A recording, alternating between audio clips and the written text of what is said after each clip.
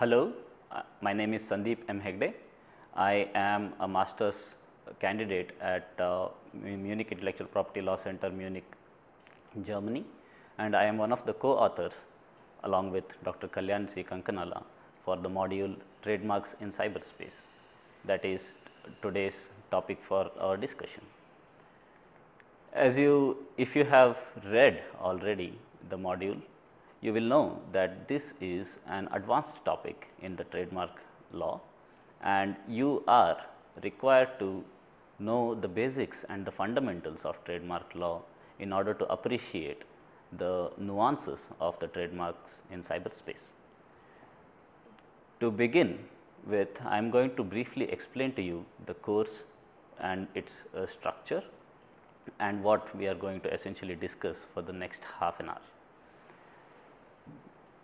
To begin with, I am going to deal with some of the fundamentals of trademark law that is necessary for the current topic under discussion, and followed by some of the chosen issues of trademarks in cyberspace, being trademark issues involving meta tags or trademark issues involving keywords advertising or banner advertising, and trademark issues surrounding domain names. The fundamentals of trademark law that we are going to discuss now are only those that are essential for the discussion with respect to trademarks in cyberspace.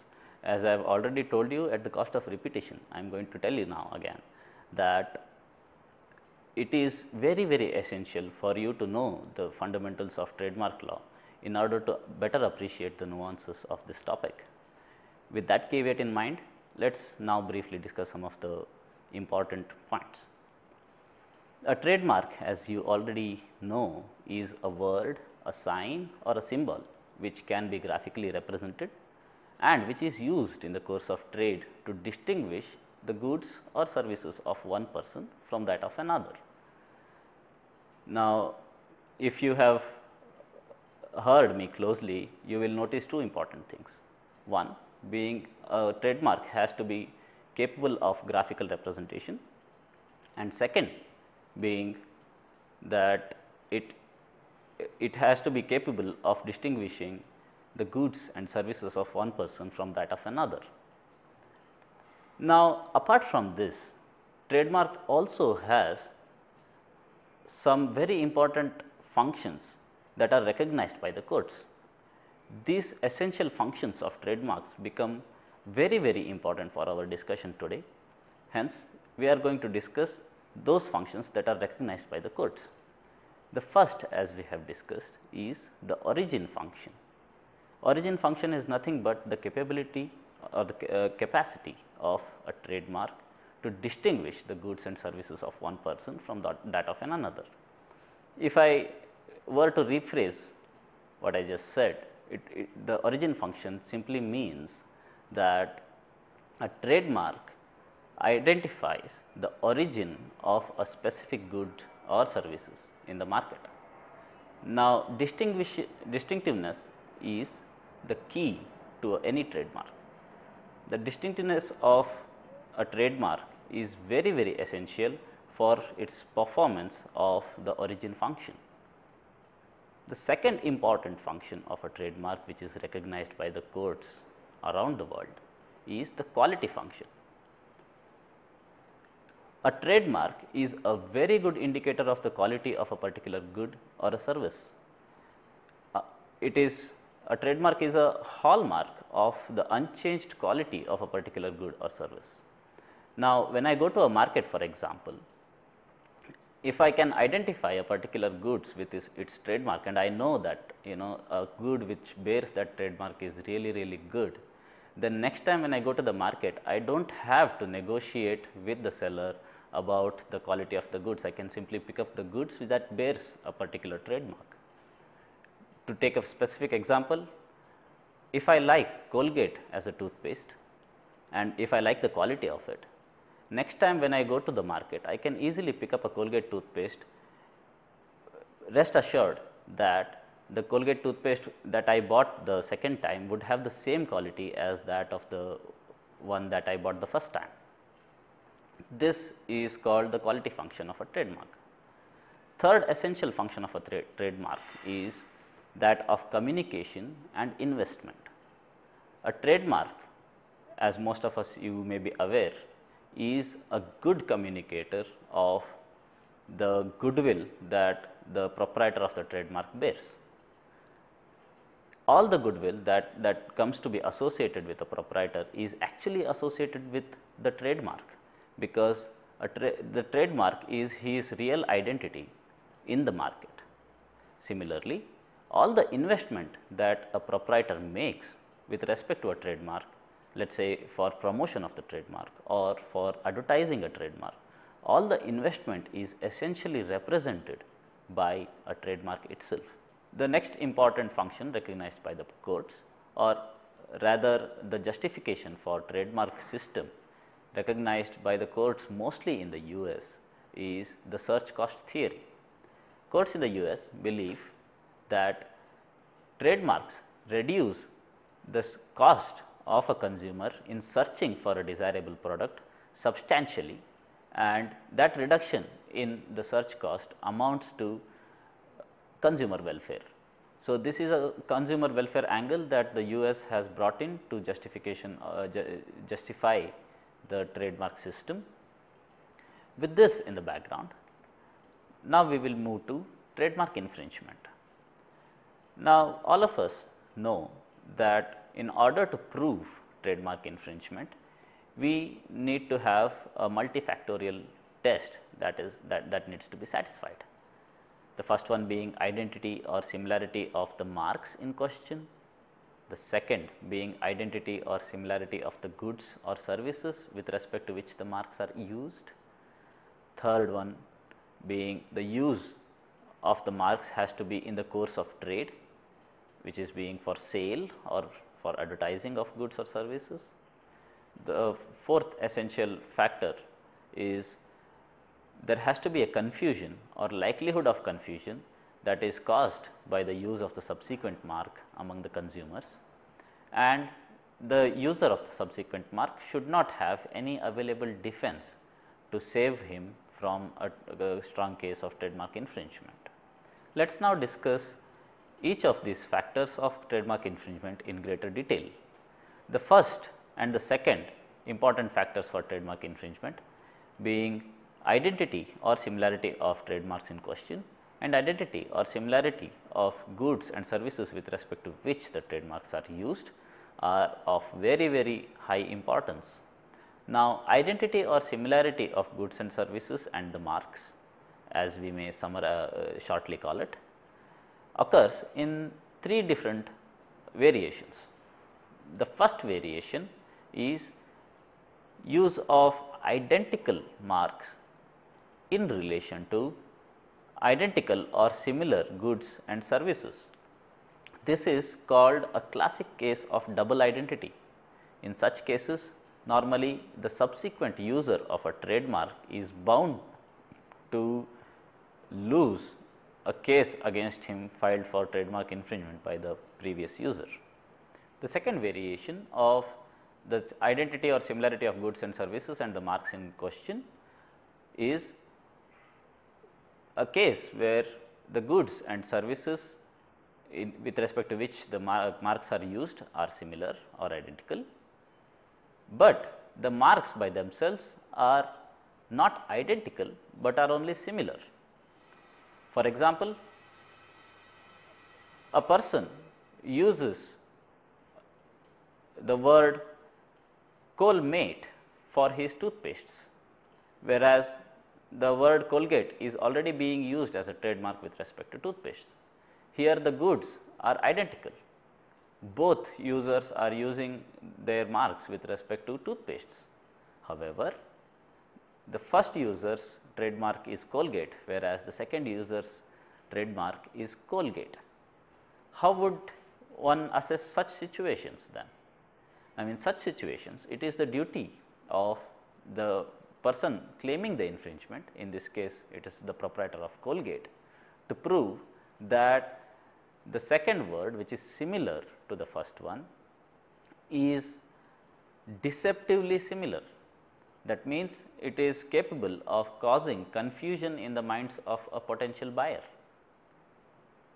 The third variation in which such cases exist are the marks are similar or identical. However, the goods and services with respect to which the marks are used are dissimilar or completely unconnected. In such cases, it is very difficult to prove a strong case for trademark infringement. In most of such scenarios, it is very likely that the court may hold that there is no trademark infringement. However, the only recognized exception to this rule is that of well known trademarks, which we are going to discuss in greater detail in later point in time. The third requirement for a successful trademark infringement action is use in course of trade. In the European Union and in India, we normally call it the use in course of trade, whereas in the US it is called use in commerce. The terminologies may be different, but then the meaning that they convey are similar. It is very essential for a person claiming trademark infringement to prove that the defendant was or is using the mark which is similar to that of the plaintiff. What in law then the term in the course of trade mean? The term in the course of trade has very huge connotation, which covers anything that has a commercial significance to it. The use further has to be in connection with a sale or advertisement of a particular goods or services. Furthermore, the use of a trademark has to cause confusion in the minds of the public or should be likely to cause confusion in the minds of the public. This requirement is broadly known as likelihood of confusion. Likelihood of confusion may occur in three different levels. The first one being initial interest confusion. Initial interest confusion occurs when at the time of advertising the usage of a similar or identical trademark is made and a potential buyer is confused with respect to the origin of goods. Let us say that I intend to buy a new car and there is a specific model that I want to buy, which is being Maruti Ritz. For example, there is a new manufacturer of cars who manufactures a new car with the name Kids, and he extensively advertises it. Now, I may develop a confusion in my mind with respect to the origin of the car, and I may buy Kids believing that it is Ritz. So, this is called an initial interest confusion, where the confusion is at the level of the interest of the potential consumer. The second one is the point of sale confusion. Point of sale confusion occurs when a consumer is confused with respect to the origin of the goods at the point of sale.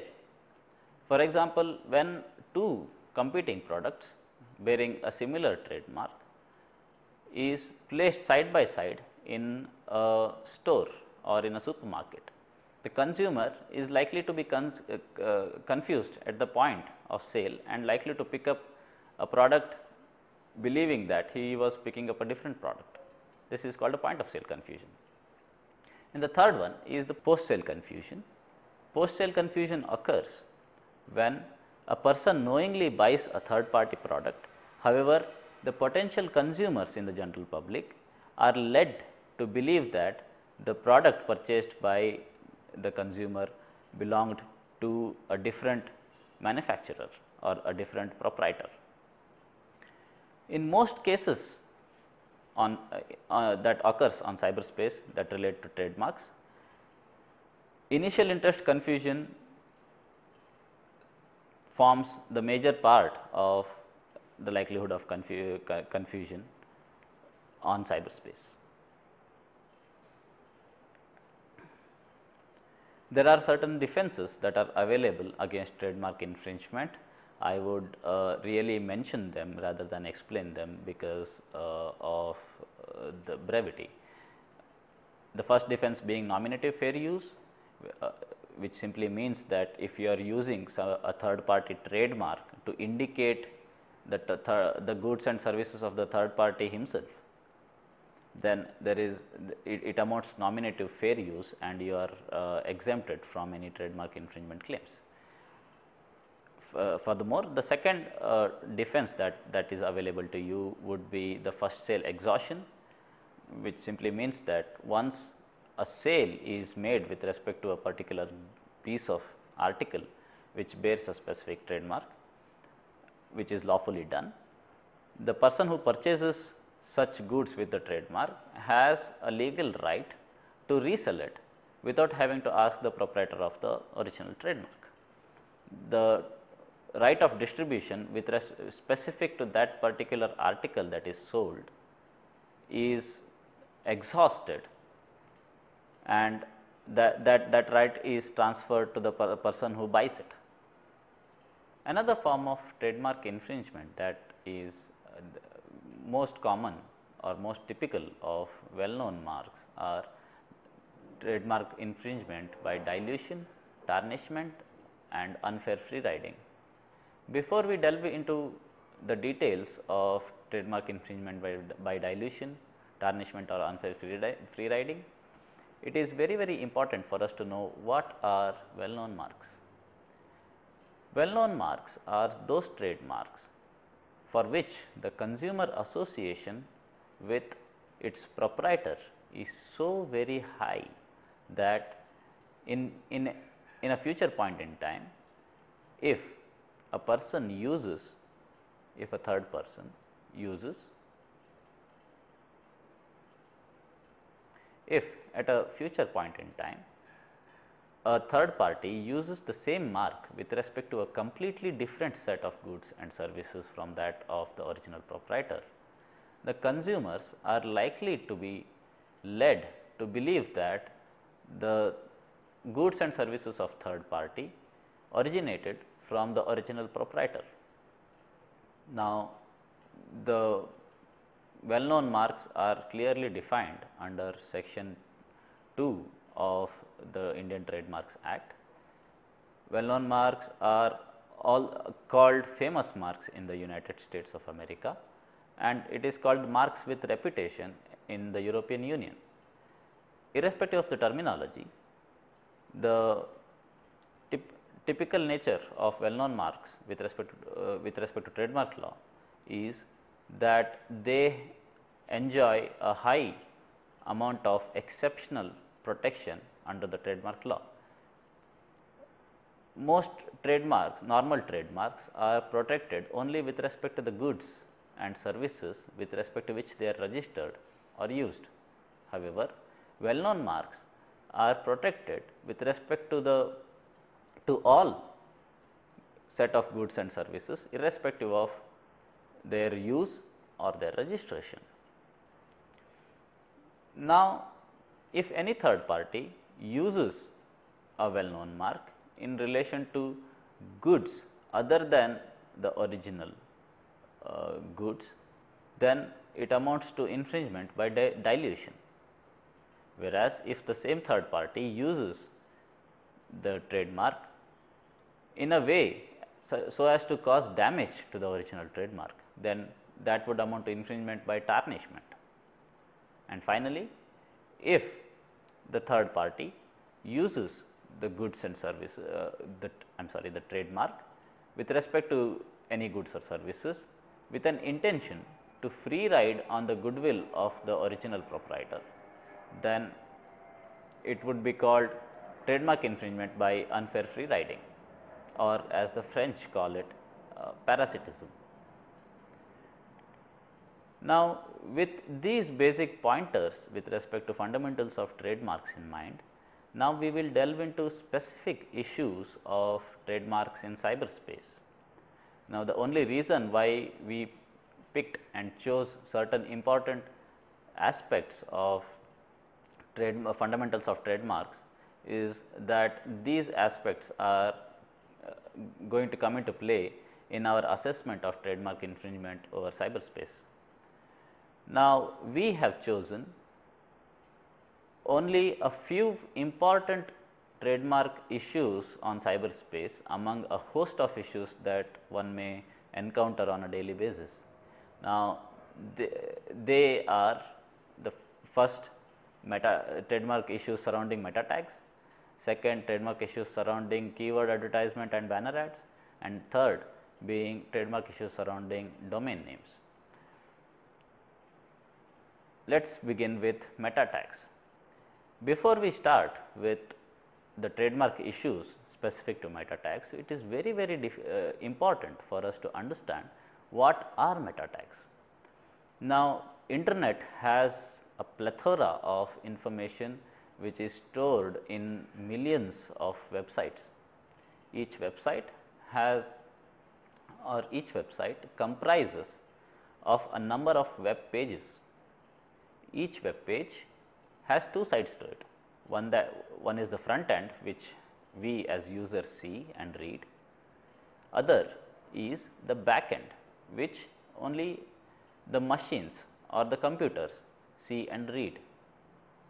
Now, this back end of every web page is very important, because it hosts a lot of information in a machine readable language like HTML in order to cater to the requests of a user. We all know the importance of search engines like Google. It is probably very difficult to imagine a life on cyberspace without knowing how to use search engines.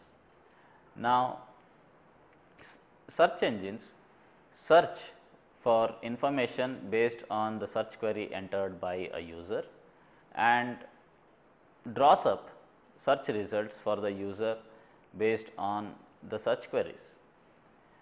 Here is where the meta tags come into play. A web page may contain numerous information. Now, the owner of the web page may want to highlight certain information, and he encapsulates the information on the web page into certain keywords that best represents the web page. Now, these keywords are inserted in the back end of the software, the web page, which are called meta tags. Now, these keywords are important from the point of view of the search engines. Now, whenever a user enters a word as his search query, the search engine looks into the meta tags of all the. Whenever a user enters a keyword as a search query in a search engine, the search engine looks through the meta tags of all the web pages that it can find and pulls out the web pages with similar meta tags or relevant meta tags in the search results. Therefore, meta tags are very important components of any web page. Now, how about use of third party trademarks as meta tags? What if a competitor uses a third party trademarks as his meta tags on his website? Whenever a person enters a search query with that particular trademark, he is most likely to be directed by the search engine to the competitor's web page. Now, would such use by third party of the trademarks as meta tags amount to infringement or passing off, or whether meta tags amount to use in commerce or use in course of trade, or whether there is confusion or likelihood of confusion caused because of the use of trademarks as meta tags by the competitors. Now, these are some of the questions that are answered Now, these are some of the questions that are waiting to be answered or are under answered by the courts in many jurisdictions. Let us now first look at USA, because the initial cases with respect to meta tags emerged in USA. One of the first cases that dealt with the question as to whether use of trademarks as meta tags amounts to trademark infringement or not involved a patent law firm called Oppendahl and Larson. Now, Oppendahl and Larson is a registered trademark, and it was quite famous in the US at that point in time. Now, the defendant Advanced Concepts used the words Oppendahl and Larson as his meta tag, and he also was offering similar set of good services. Now, Oppendahl and Larson obviously brought in a trademark infringement lawsuit, and here the court held that use of meta tags use of trademarks as meta tags amounted to use in course of trade. Another interesting case which involves a very famous magazine called Playboy International. Now, as you already know, Playboy and Playmate are registered trademarks of Playboy Inc. Now, the defendant Calvin Designer Label was into the business of sexually explicit. Now, the defendant Calvin Designer Label ran certain websites which contained sexually explicit materials, and he used the meta tags Playboy and Playmate on his web pages. Now, Playboy sued Calvin Designer Label, and the court held that use of Playboy's registered trademarks as meta tags amounted to trademark infringement. However, not all trademark uses as meta tags amounts to trademark infringement. Our next case is our next case substantiates this point. In Playboy versus Welles, the defendant was a model who posed for photographs to be featured in the Playboy magazine, and on her personal website she used Playboy as one of her meta tags. Now, Playboy sued the defendant for this act for trademark infringement, and the court held that the defendant had valid reasons to use Playboy as her meta tag on her personal website, because she was one of the models for Playboy magazine. Now, this argument was accepted by the court, and court held that there was no trademark infringement. Now, I have also included another very famous case called NAM versus Axiom, where meta tagging is held to be a form of advertising. Now, I will leave it to your discretion to read and appreciate how the court has come to the conclusion that meta tagging amounts to a form of advertising. Now, in India, cases with respect to meta tagging has been very few. Now, one of the very famous cases involving trademarks as meta tags is Qasim Info versus Google and others, which is better known as Bharat Matrimony case. Now, we are going to discuss this case in very great detail in our next segment. However, here for the purpose of our discussion on meta tagging, it suffices to say that court has discussed most of the foreign cases in very great detail with respect to meta tagging in Bharat Matrimony decision, and it is worthy of an interesting read and it is recommended that the reader goes through the original judgment by the Madras High Court on Bharat Matrimony case. Coming to our next segment on trademarks in cyberspace, keyword advertising and banner ads. Let us now first discuss what is keyword advertising. Now, most of you may know about Google's AdWords project. Now, AdWords is one of the business models of Google, where Google sells many keywords as AdWords to businesses. Businesses can simply purchase or bid for those AdWords, and whenever a person as a common user places certain search queries on Google search engine involving such AdWords, in the results Google places ads of the purchaser of the AdWords as banner ads, or before the beginning of at the beginning of the search results the ads are placed. Now, if you go through the reading materials, we have provided an illustration where a search for Ray-Ban yields many advertisements by third party vendors before the actual search result begins. Now, the obvious questions involved here are whether use of third party trademarks as AdWords by competitors amounts to infringement, or better yet, whether Google's use of third party trademarks to sell them as AdWords or keywords amounts to an act of infringement, and whether either Google's use or the use of the competitors amounts to use in the course of trade. And the final question here, which is very interesting of course, is whether is there a likelihood of confusion at all.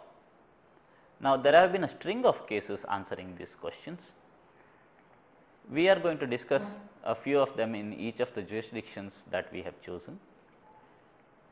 Beginning with USA, the first case that discussed the above questions was RescueCom versus Google. Here, the court of first instance that decided on the case said that there was no infringement at all by Google, and there was no use that was actionable when Google actually sold a third party trademark, being RescueCom's here, to competitors as keywords. Now, this case was taken on appeal to the Court of Appeals, where Court of Appeals reversed the decision of the court of first instance and said that Google had recommended these AdWords to the competitors of RescueCom, and that act of recommendation itself amounts to use in commerce. Now, bear in mind that the Court of Appeals does not rule on infringement. It simply rules on whether Google's act of recommending the RescueCom's trademarks to its competitors amounts to use in commerce or not. Coming to the European Union, in a similar case filed against Google France and Google Inc. in general by Louis Vuitton, one of the very famous brands, lifestyle brands. It was held by the Court of Justice of the European Union that there was no liability at all from the Google's end, because there was no adverse effect on any of the recognized functions of a trademark. Now, before we begin or before we delve into the details of the European Union cases, it is to be borne in mind that in addition to the multifactorial test that one conducts for trademark infringement, another requirement imposed by the Court of Justice of the European Union for a trademark infringement is that the act of using of a third party trademark should have an adverse effect on one of the recognized functions of the trademark that we have discussed earlier. Now, here in this case, the Court of Justice of the European Union clearly said that the use of Louis Vuitton's trademarks by Google for its own internal purposes did not amount to an adverse effect on any of the recognized functions of the trademark. Now, in another case involving Interflora and Marks and Spencers, Now, for those of you who are not aware of these brands, Interflora is a very famous brand which is into flower delivery services in Europe. Marks and Spencers is a very popular consumer brand, and Marks and Spencers wanted to get into this new business of flower delivery. Now, Marks and Spencers bought some of these adverts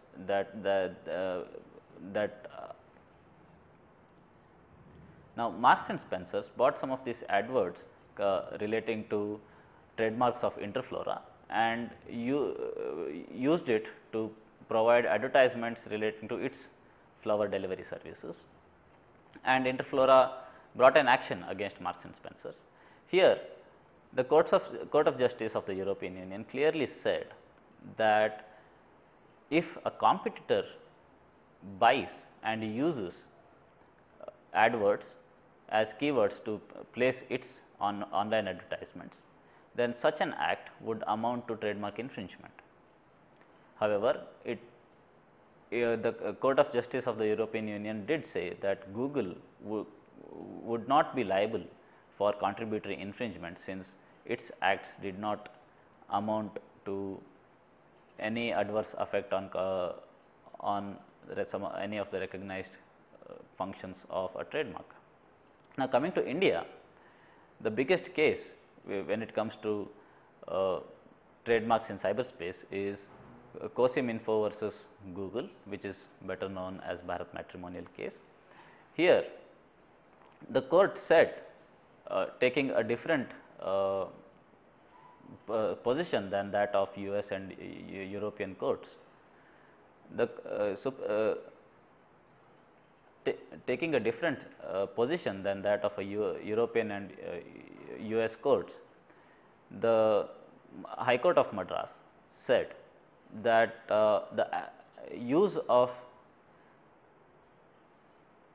Google's use of the third party trademarks as adverts amounted to use in trade, no doubt. However, there was no act of infringement simply because Google did not use them as whole trademarks, but broke them into different keywords.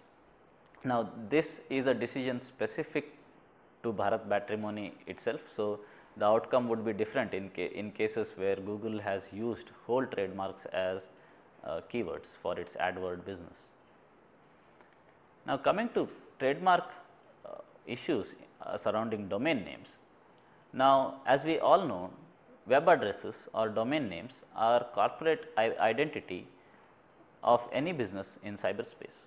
Now, a business can hardly exist online or on the internet without having its own website and without having its own domain name. Therefore, lot of courts have recognized trademark rights in domain names.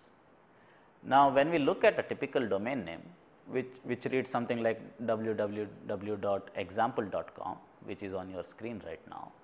Now, you will see that this web address is made up of three parts. The first one being a subdomain, which is represented by www dot or any other subdomain for that matter. The second one being the domain name, which is represented in blue on your screen, and the third one being the top level domain, which can be represented by either .com or .info or .co.in, etc. It can be anything. Now, when we say trademark rights in a domain name, we are actually referring to the central portion of any domain name or any web address, which is represented in blue here. Now, one of the major trademark issues that involves a domain name is cyber squatting or domain squatting.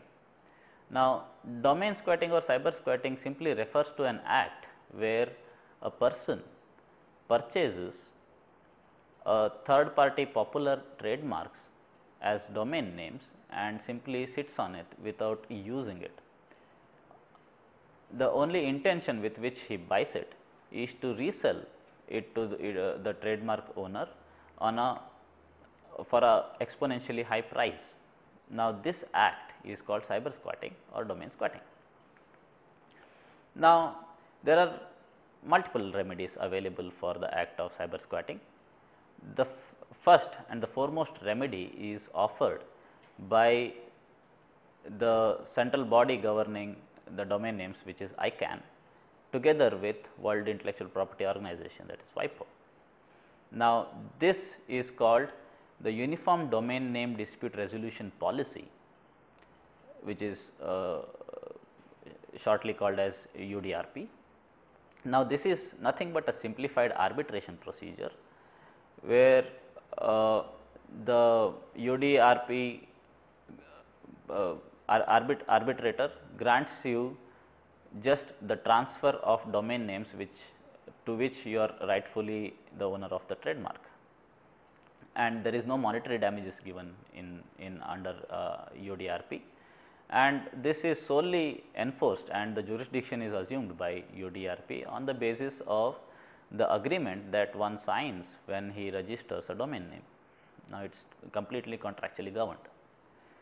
Now, apart from the UDRP dispute resolution policy, if one wants other damages that are available under the trademark law or common law, one has to approach the regular courts.